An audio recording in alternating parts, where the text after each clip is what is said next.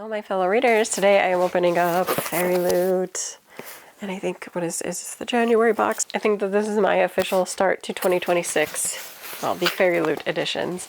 And I think, because I'm recording this very late in February, as in it's almost March, I should be getting the February box soon. So if I have to do another FairyLoot opening, I'm sorry. It's just, schedules get in the way. So let's see what we got here.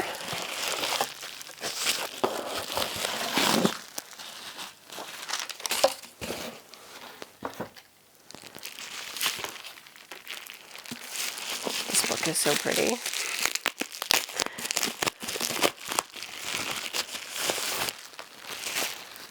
looks like spring. I will show you in a minute.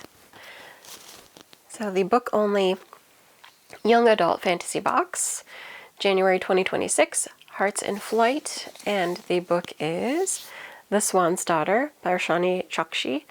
Our featured book of the month is The Swan's Daughter. Okay, in a kingdom where love can be as dangerous as it is dazzling, Prince Aris enlists the help of Demelza, an enchanted Veritas swan.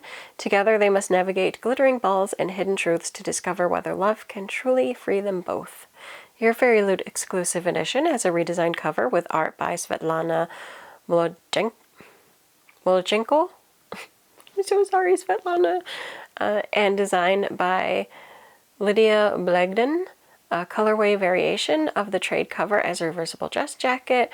Character artwork on the front and back hardcover by Polarts. And foil details by Blanca Design. Character artwork on the end papers by Polarts. And foil details by Blanca Design. A digitally sprayed edge by Svetlana Molodchenko. I can't get your name right. I'm so sorry. If I heard it, I would get it. An author letter bound into the book with a digital signature and bonus content and annotated chapter. I like the little postcard for it too. Okay, I have finished this book. I listened to the audio of it recently. I really like it. It is very fairy tale. So if you like fairy tale retellings, you will like this. If you like, I guess essentially either the story of the swans, like the 7 swans, or if you like the Celestial Maiden stories from more Asian story tradition with the Hagoromo, the feather. You'll probably like this retelling as much as I did, because I'm a fan of those stories with the swans and the changing. You know, A Feather So Black brings in that story. If you know Swan Lake, any of those stories that are traditionally fairy tale-esque, where there's the changing and the, I don't know, like, oh, the ability to hold captive. That doesn't sound right, but anyway, I love this one. Oh, I was thinking, I feel like, so this was reversible, but this is not the, it's just reversible. It's not the regular cover, right? It says it is a variation of the trade cover. I wonder if that's, is the UK that different from the US? Because I'm pretty sure our cover does not look like that. I like that cover as well. So anyway, I've read this. I really enjoy it. It is kind of a competition story, but there's also intrigue that's done. So for this, the kind of backstory is that Demelza's father is, I don't remember if they call him a sorcerer. I don't remember what his title is. But anyway, he worked with Aris's family's kingdom before, like they helped build up the land. But he is kind of a, I don't remember if he gets banished to the other part. I kind of feel like maybe, I don't know. But he is problematic. He's a problematic character. He is the one that actually, I guess if you were going for like the Asian counterpart of the story where the feathered robe gets stolen and everything, he would be that person that stole the robe. So he is married to the swan princess woman whatever. They've been together and they've had a bunch of daughters. And he really has been training his brood in order to go out, marry into kingdoms, and murder husbands. Like, they've been assigned that that will be their role. He's a very strict and regulating presence in their lives. Demelza, our main character here, was not born like the other Veritas swans. They have more of their mother's characteristics and beauty and ability. Demelza looks more like her father, to be honest. She has more human characteristics, and so she's never really seen as quite the same. And also, if I'm remembering this correctly, all of the other sisters, they have their... There's a special way to, like, bind them all. And so they have, I believe the keys are born, like, around their necks as necklaces. And I probably just hit my microphone. Whereas Demelza, hers is born inside of her heart and will only be revealed when she finds love. It is also something that is worried about, because much like with their mother, when the key is owned by another person, and especially like the person you love, that's putting a lot of faith and trust in that person, they could be betrayed at any point by having this key that can essentially control them as a person. And so that's your backstory set up. Demelza has this, she knows, she's got like the weird parents, whatever. So now we get to what's happening here, and this is kind of a marriage competition story. So Prince Eris has tried to fall in love and find the person that he's destined to marry, but every time he finds somebody, they end up betraying him and trying to kill him. They're usually taken out, I think often by his sister. He has a twin sister who is very warrior-esque. I liked her. She was a good character.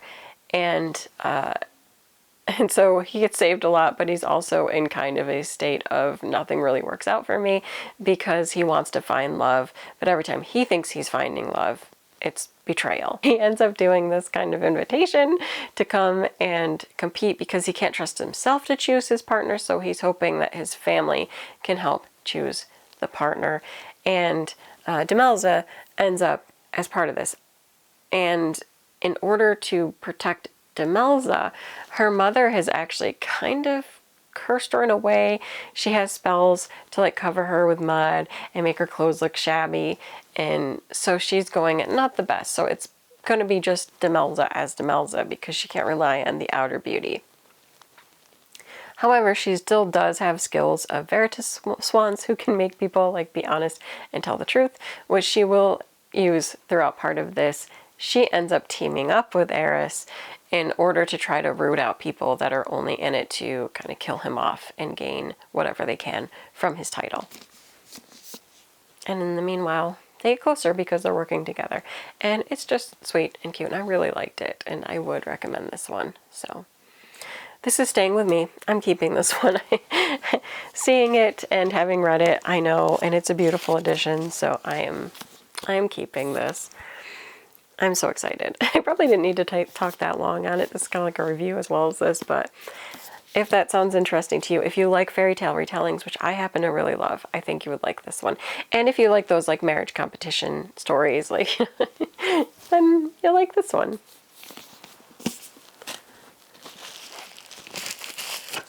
Think like, you know, Rose Bargain. There's always been a lot of them. Let's get to the adult one.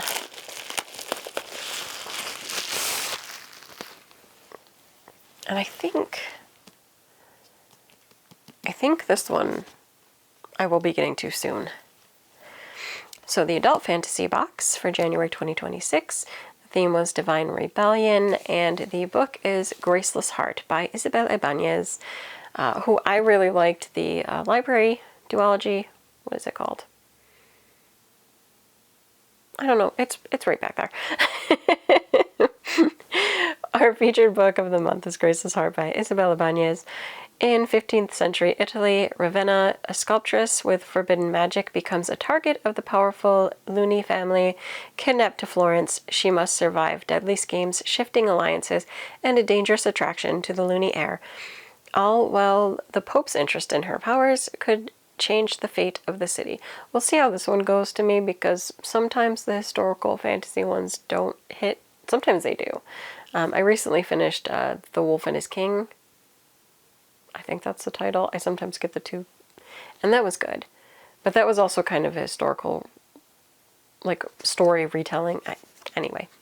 Your FairyLoot exclusive edition has a redesigned cover with artwork by Andrew Davis Designs, a colorway variation of the trade cover as reversible dust jacket, a full color design by Blanca Design with foil character edges by Emiscape on the front and back hardcover, character artwork with foil on the end papers by the Loloco, Loloco, yeah, a digitally sprayed edge by AEA Draws, and solid top and bottom edges, and author letter bound into the book with a digital signature, and bonus content, an annotated chapter.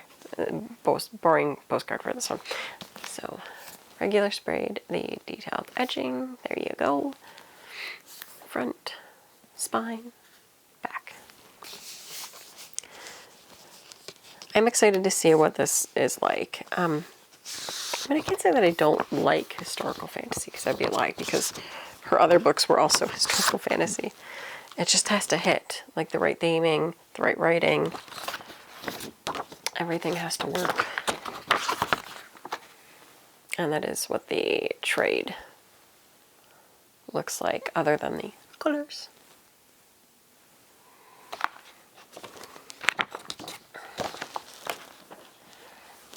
Oh, I almost forgot to show the naked book.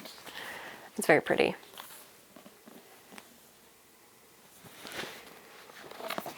Art inside. Art inside. Okay.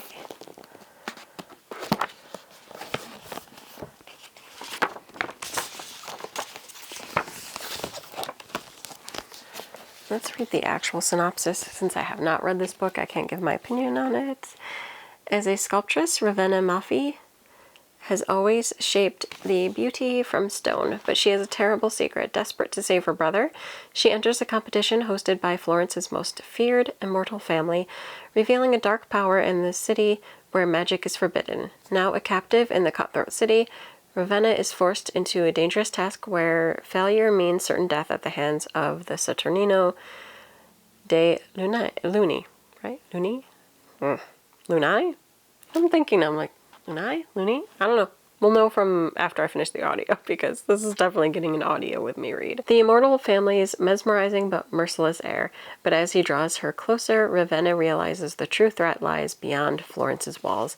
The Pope's war against magic is closing in, and Ravenna is no longer just a prisoner, but a prize to be claimed. As trusting the wrong person becomes lethal, Ravenna must survive the treacherous line between the Pope's obsession and the seductive immortal who might be the end of her, or surrender her power to a city on the brink of war. It will be interesting to see, like, is this, is that during the Inquisition? There's been a couple of fraught time periods, so we'll see when I get there.